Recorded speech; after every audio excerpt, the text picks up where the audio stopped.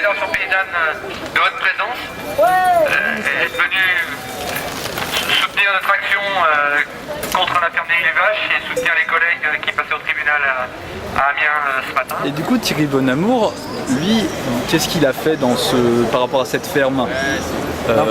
Il est allé simplement démonter quelques pièces de la salle de traite pour retarder le projet et pour faire une opération médiatique syndicale. D'accord. Simplement. Et les pièces, normalement, devaient être redonnées à Stéphane Le Foll, qui était en rendez-vous avec Ségolène Royal. D'accord. Il a été arrêté avant, les pièces n'ont pas pu être déposées sur le bureau. Donc après, là, qu'est-ce qui est porté contre lui? Donc c'est une dégradation, vol en réunion et recel. D'accord. Le recel, c'est pas lui. C'est peut-être que Laurent Pinatel, le recel, c'est possible. Recel, c'est celui qui portait les pièces. Donc ça n'a aucun sens. Ça n'a aucun sens. C'était une action syndicale qu'on voulait médiatiser pour alerter la population sur ce type de projet. Un peu dans le même esprit que moi je pense à José Bové, le fameux McDonald's. Tout à fait. Il y a quelques années. C'est un peu dans le même esprit. Quoi. Il n'y a aucune vocation à complètement délabrer le projet, c'était juste symboliquement au niveau syndical. Non, c'était même pas délabré, c'était seulement démonter certaines pièces. Symbolique. C'est symbolique, il y a une symbolique. Ça a été démonté en présence des journalistes. Stopper le projet. Et après le démontage, toute la salle de traite a été filmée pour garantir que le matériel n'avait pas été saccagé. Parce qu'on aurait pu imaginer que les ouvriers qui travaillaient sur le site soient mandatés par je ne sais qui pour saccager après la salle de traite et mettre ça sur le dos de la Confédération paysanne. D'accord. Okay. Donc tout a été fait dans le clair, avec les médias. Transparence. En transparence. Et là, donc, ils sont 5 en tout, si j'ai bien compris, à être... Donc ils étaient 5 ce jour-là. 5 ce jour-là, d'accord. À démonter des pièces, mais il y en a 4 autres qui se rajoutent aujourd'hui devant le tribunal pour des faits qui se sont passés avant. D'accord. Mais dans le même cadre. Ok. Non, ils étaient plus de 5, mais 5 à avoir été inculpés. Oui. Ils étaient beaucoup plus présents le jour du démontage. Je pense qu'ils n'ont pas été pris au hasard probablement. Oui, voilà. Thierry étant le porte-parole de la conf de Savoie, c'est intéressant de prendre certainement les éléments les plus perturbateurs. Concernant les collègues, ils sont sortis en fin de matinée. Le procès est reporté au 26 octobre. Et une partie du contrôle judiciaire est levée. Ils vont pouvoir à nouveau se réunir, entre autres pour construire leur défense. C'est déjà une victoire par rapport au contrôle judiciaire qu'ils avaient, qui était beaucoup plus restrictif. On a rencontré la directrice de cabinet du préfet. Je crois qu'on n'était pas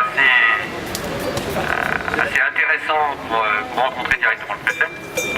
Il avait sûrement mieux à faire. On l'a rappelé les 2 points qui nous semblaient importants.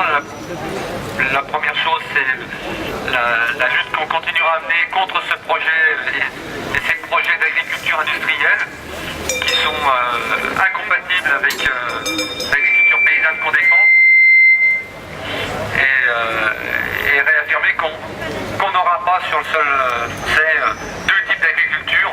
L'agriculture industrielle, elle est trop prédatrice et trop destructrice d'emploi, d'environnement et de liens sociaux et puis de qualité de production alimentaire. Et puis rappeler aussi auprès des autorités qu'on condamne et on rappeler notre colère aussi contre cette répression syndicale qui s'est abattue sur nos collègues, la façon dont ils ont été arrêtés, notamment Laurent Pinatel, le porte-parole national de la Confédération paysanne, qui a été arrêté comme un vulgaire terroriste à sa descente de train, la durée de la garde à vue des collègues, il y a depuis pas mal de temps, et ça on l'a rappelé à la directrice du cabinet, la volonté d'avoir une action répressive contre la Confédération paysanne. Et c'est indigne de représentants de l'État et de justice qui est vraiment partiale, qui laisse des comportements de casseurs chez certains et qui, pour une action organisation qui était non violente, non destructrice, qui est répressive contre notre organisation. Et puis tous ceux qui s'y associent. Donc ça, ce sont les deux points qui ont été rappelés. Après, bon, ça sera transmis, mais il faudra de toute façon qu'on reste mobilisé, parce que pour l'instant, de la part de l'État et du ministère de l'Agriculture, il n'y a pas de volonté à lutter contre ces projets d'agriculture industrielle. Voilà. Donc la lutte continue et on comptera encore sur vous. Merci en tout cas.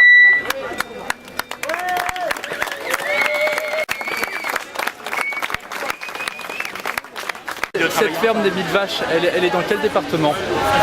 Elle est... non. Non, c'est pas dans l'Aisne. La Somme. Dans la Somme. Dans la Somme, à Amiens. C'est à côté d'Amiens. D'accord. Et pour l'instant, c'est 500. Ce sera 1000. Le projet est de 1000. Au départ, c'est 500. D'accord. Et c'est construit pour 1000 et ils en mettent 500 au départ. Donc un projet industriel où la rentabilité est sur un méthaniseur pour vendre de l'électricité. Et tout ça issu donc des vaches. Et bien pour vendre certes ton électricité, il faut mettre des déjections animales dedans. Et tu as un plus sur ton prix de vente. La rentabilité vient d'une autre production de la ferme qui est l'électricité. De l'électricité, pas un tarif normal, un tarif subventionné. Donc, et la subvention, c'est pas l'Europe qui la met, c'est bien le consommateur sur sa fiche consommation électrique qui a le surcoût. Il a utilisé toutes les ficelles qui existaient dans la réglementation française pour arriver à monter un projet où en bénéficiant de toutes les échelles de subventions agricoles, il met le maximum de rentabilité dans un projet qui est en fait un projet industriel. Et les vaches, du coup, elles ont des vocations à être laitières, à être... parce que là, on parle du méthaniseur. Lui, finalement, le lait est un sous-produit. D'accord. Est un sous-produit. Et donc, le produit, c'est vraiment... Si on laisse faire des choses comme ça... ça devient la référence. Voilà, la référence, ça devient le coût de production, ça devient sa référence. C'est lui qui devient la référence. Il casse toute la filière laitière française. Si on laisse faire des projets industriels avec des... voilà, c'est ça, tout est cassé. L'agriculture familiale n'a plus de raison de vivre, mais n'a plus les moyens de vivre. C'est ça l'agriculture française, il faut arrêter quoi. Nous on n'a plus lieu d'être en Savoie quoi. Parce qu'on nous dit que c'est un modèle qui réussit en Europe, parce qu'en Allemagne, les bouleversements de ces dernières années, ça a été la création de ce type de ferme sur de très grosses unités dans le nord de l'Allemagne et puis dans l'ex-Allemagne de l'Est. Et c'est vrai que ça a permis à l'Allemagne, en ayant des produits de base pas chers, du lait pas cher, de créer une filière agricole, mais en détruisant des agriculteurs. C'est-à-dire ils ont créé une filière agricole qui inonde l'Europe de ses produits. Enfin, aujourd'hui, le lait UHT dans le reste de l'Europe, il est allemand, parce qu'ils sont capables de produire pour pas cher. Ils produisent pour pas cher, mais c'est les subventions agricoles et les consommateurs allemands, les consommateurs d'électricité allemande qui payent ce lait pas cher.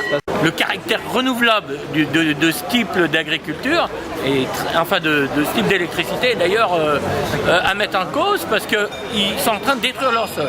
Elle est plus renouvelable, mais en fait, elle subventionne des industriels, enfin des projets industriels, agro-industriels de ce type-là. Du type de la ferme des 1000 vaches. Et le lait, pour lui, c'est un sous-produit. Lui-même a déclaré que son seuil de rentabilité était à 273 € les 1000 litres. C'est-à-dire plus de 100 € plus bas qu'un agriculteur qui le fait dans un but de production laitière. Ces animaux-là, ils ne savent pas ce que c'est que l'herbe, ils iront jamais dehors pâturer un pré. Est-ce que c'est ça qu'on veut comme agriculture? Est-ce que c'est ce lait-là que l'on veut consommer? C'est un modèle aussi qui tue tous les paysans. 1000 vaches dans une agriculture paysanne, ça fait vivre 25 familles. Là, il y a 10 ouvriers prévus dans le projet. Et ce sont des salariés, donc des gens qui sont dépendants d'un patron. ne sont pas des indépendants. Donc c'est vraiment un modèle complet.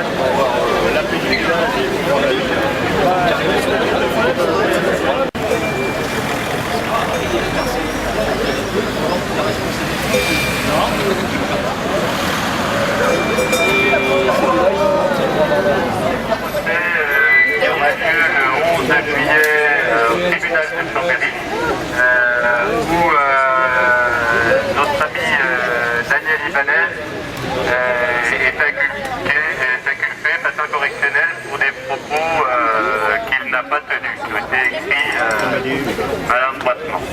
Voilà, donc il y aura à cette occasion aussi un rassemblement le 11 juillet de 10h à 12h. Donc je laisse la parole à ses amis. Ah ben c'est du tout, c'est pas... Oui, merci beaucoup. Donc Daniel Ibanez, qui est un opposant au Lyon-Turin, c'est également un projet ruineux, inutile, et qui vous touche quand même de près, vous, les agriculteurs. Il y a 1500 hectares dans l'Avant-Pays savoyard et en Savoie qui vont être préemptés si jamais la ligne se fait. Donc tous les opposants à ce projet, nous nous battons contre cela, d'autant plus que la ligne qui existe est employée à 20% des capacités. On ne voit pas pourquoi on dépenserait 30 milliards pour faire une nouvelle ligne, alors qu'une ligne qui existe peut très bien supporter ce que les pro-Lyon-Turin veulent faire. Bon, notre ami Daniel Ibanez a été, si vous voulez, convoqué, passera au tribunal, place du Palais de Justice le 11 juillet. Venez, s'il vous plaît, nombreux le soutenir. Un acte de présence suffit. Il faut bien montrer quand même qu'on ne peut pas quand même faire passer au tribunal correctionnel quelqu'un qui a dit lors d'une réunion des mots qui ont été interprétés par le journaliste du Dauphiné Libéré, complètement détournés, et qui maintenant prête le flanc à ce qu'il soit, si vous voulez, attaqué par le président du Lyon-Turin, M. Duménil, pour des propos désobligeants et pernicieux. Donc voilà, le 11 juillet, c'est bientôt là. Si vous pouvez être là, ce sera le 11 juillet de 10h à 12h, place du Palais.